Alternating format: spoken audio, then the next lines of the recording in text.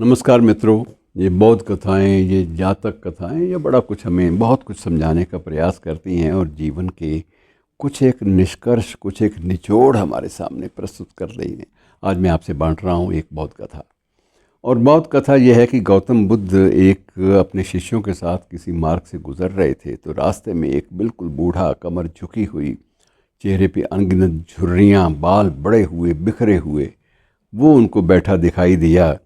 और वो बूढ़ा उठकर गौतम के पास गया और उनके चरणों में गिर पड़ा। तो गौतम ने उसको स्नेहपूर्वक उठाया, उठने का संकेत किया। तो उनका कि अपना जो दुख है वो मुझे बताओ, क्यों इतनी तुम इस स्थिति में क्यों पहुँचे हो।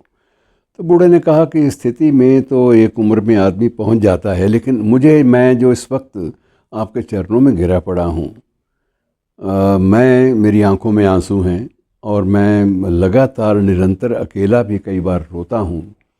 आप नहीं होते तो भी रोता हूँ और मेरे इस दुख का, इस शोक का कारण जो है वो ये है कि अब तक मैं आपको बुरा भला कहता रहा, आपका विरोधी रहा। आपके विरुद्ध मैंने बहुत सारी बातें की कि ये तो निष्क्रिय बना देगा ज़िंदगी को, ये जो गौतम बुद्ध है इसके पीछे मत चलो।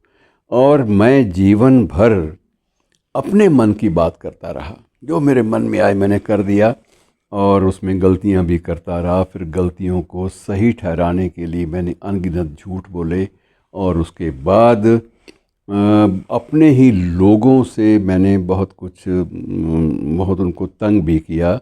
और बाद में स्थिति ये भी आ गई कि अपने ही लोगों ने मुझे बेतहाशा पीड़ा भी दी, यंत्रणा भी दी, और मैं फिर भी सब कुछ सह के नज़रअंदाज करता रहा, दृष्टि विगत करता रहा कि ये सब तो होना ही था, ये सोचकर। और मुझे ये था कि एक न एक दिन ये लोग अपनी गलती समझेंगे और मुझसे क्षमा मांगेंगे। ये एक अहम का भाव मेरे अंदर फिर भी कायम रहा और एक न एक दिन समझेंगे। लेकिन तथागत भगवान, मुझे लगा कि मैं गलत हूँ। मुझे ये लगा कि मैं गलत हूँ और मैंने खूब धन कमाया, खूब संपत्ति जमा की। अब समझ में आया कि वो सब भूल था। वह सारा का सारा मेरी भूल के संसाधनों से उपजा हुआ था और जीवन जीने का तरीका वो नहीं है जिस तरह से मैं जीता रहा। और ये बात, लेकिन मैं रोज़ इस बात कर ही रहा हूँ कि ये सारी बातें मुझे उम्र के उस मोड़ पर समझ आई जब मैं जाने वाला हूँ। तो मैं इसलिए रो रहा हूँ कि क्या फ़ायदा, अगर समझ में आ भी गई बातें तो अब उन पर अमल करने का या पश्चाताप करने का भी क्या लाभ। और गौतम बुद्ध ने कहा, तुम बीच बीच मैंने देखा है तुम हंसते भी हो, तो हंसते क्यों हो, ये भी बता दो। कि हाँ तथागत, मैं आपको ये भी बता दूं कि मैं हंसा इसलिए कि जो गलतियां मैंने की हैं जीवन भर, वो सारे कर रहे हैं, उनका भी कोई भी हश्र मेरे से बेहतर नहीं होने वाला। और ये इस जगत की इस गति पर, इस दुनिया की चाल पर मुझे हंसी आ जाती है। और जब हंसी आती तो मैं खुलकर हंसता हूँ, और जब रुदन आता है तो मैं खुलकर रोता हूँ।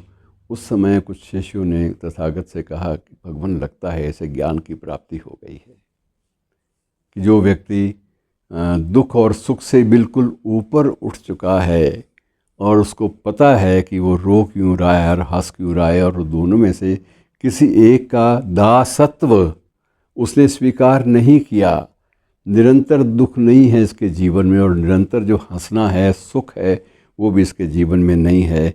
और निष्कर्ष तथागत ने समझाया कि निष्कर्ष इसका, प्रिय शिष्यगण, ये होता है कि ज्ञान अक्सर देर से ही लोगों को प्राप्त होता है।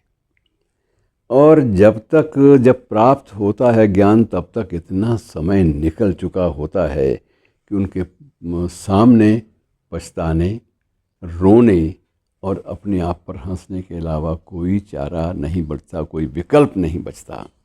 तो मित्रों, ये कथा भी हमें बहुत कुछ बताती है, जीवन के कुछ रहस्यों का सुराग देती है। अच्छी लगी हो तो इसे अपने जीवन में धारण करने का प्रयास कीजिएगा।